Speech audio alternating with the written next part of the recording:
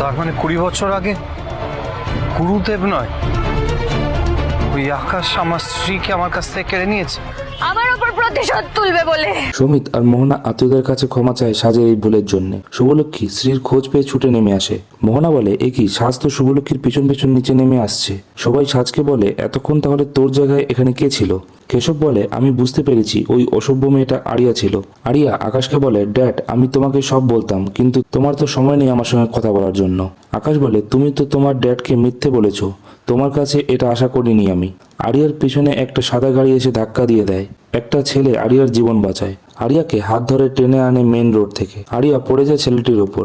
ছেলেটির হাতে চোট লেগে যায়। সাজ বলে, আরিয়া আমাকে ঘরে আটকে রেখেছিল, আমার ফোন এবং ড্রেস কেড়ে নিয়েছিল আমার থেকে। আদি বলে, শুভ কোথায় ছুটে গেল এভাবে? সাজ বলে, মামুনির কাছে একটা এমার্জেন্সি কল এসেছিল, আরিয়া আমার জন্মদিন নষ্ট করেছে, ওকে আমি ছাড়বো না। সেই গাড়ির মালিক আরিয়াকে বলে, মরার জন্য আমার গাড়ির সামনে আসতে হলো, আর কিছু পাওনি? পরবর্তী পর্বটি দেখতে হলে অবশ্যই লাইক এবং সাবস্ক্রাইব করুন।